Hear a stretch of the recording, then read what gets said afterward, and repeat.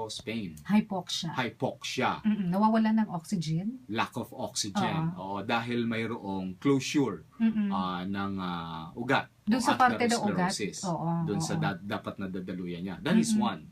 The other is, dahil hindi rin makadaloy yung dugo to give sustenance doon naman sa nerve itself, yung nerve nagsishrink.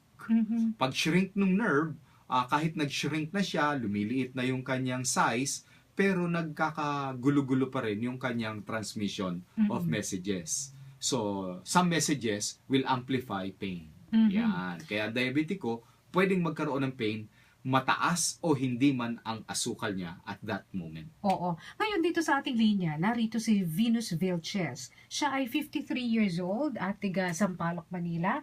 Venus, magandang umaga. Magandang umaga po, madam. Oo, Venus. Sabi mo, diabetic ka? Ito ang napag-alaman ko. Oo. Ano ang sugar mo? Dati kasi nasa 16 po. 15? Doble yan. Doble. Sa lang dapat. Parang ang taas nun Oo, 15. O tapos? Tapos po, kasi nag-start po ako, nalaman ko na may diabetes po ako noong year 2013. Oo. Nagpa-medical po ako kasi pupunta sana ako ng Kuwait sa abroad. ko, pinapapunta niya ako doon. Nagpa-medical po ako, nalaman ko na may diabetes pala ako.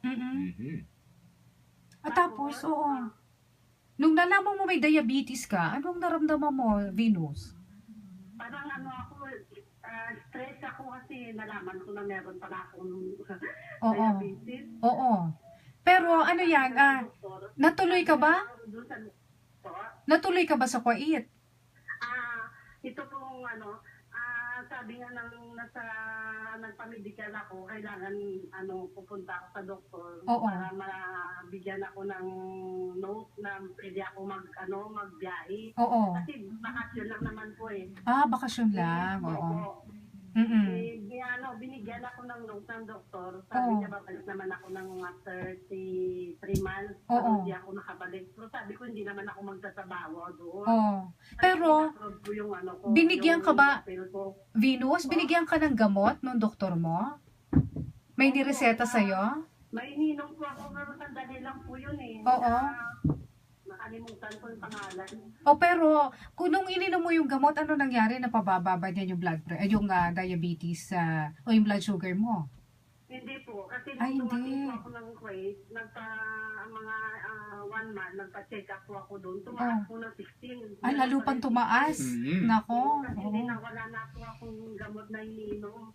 Tapos so anong ginawa mo? Anong ginawa mo para makakita ka ng makakatulong sa'yo? Para mapababa ang blood sugar mo? Nung dumating, nung umuwi ako po dito, nung May 17, itong year na to, lumipat po kami dito sa balik-balik Sampaloc. Paalam po kami dito kasi dito nagtatrabaho yung anak kong ang panganay, saka yung bunso, nag-aaral.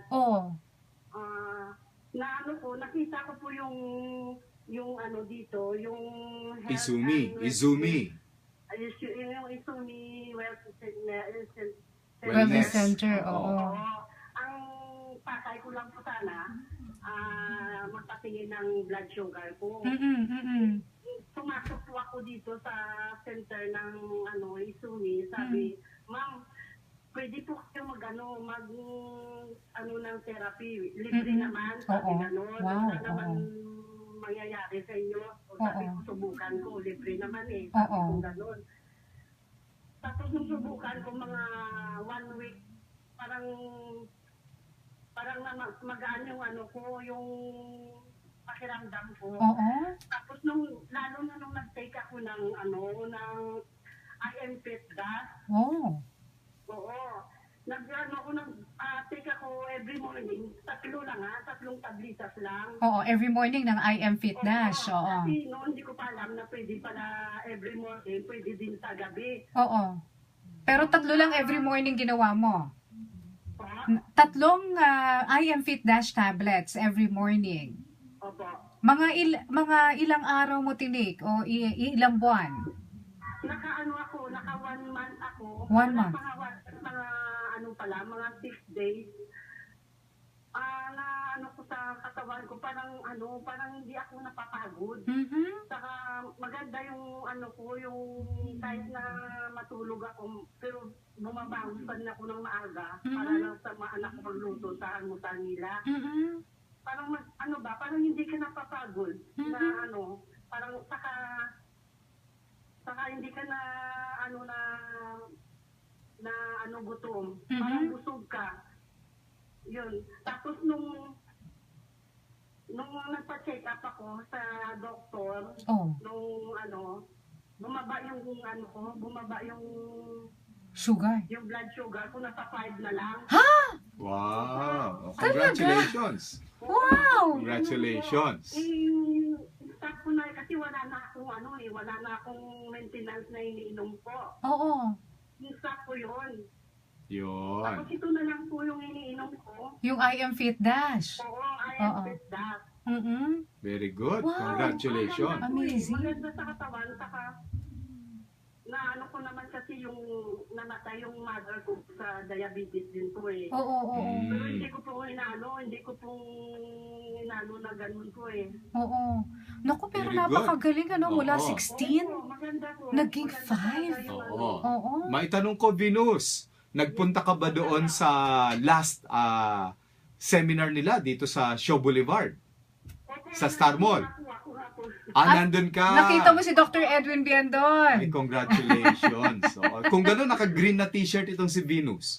Kasi tiga Sampaloc. Oo. Yung mga Sampaloc people, naka-green yan eh. Okay. Masasaya sila, nagsasayawan sila. Sa Nakakatuwa. harap. Oy, Pero congratulations. nakakatuwa yung nangyari kay Venus. So Venus, dapat ikwento mo yan doon sa iba mo pang kamag-anakan dahil nasa lahi nyo pala ang diabetes. Opo eh. Kaya nasa Negros po kami eh. Okay. Oo, i-email mo sa kanila o kaya itawag mo yung tungkol dito sa buting na idudulot ng I Am Fit Dash dahil pwede rin naman sila mag-deliver dyan Pwede. sa malayo, kahit Pwede. malayo kayo. Oo.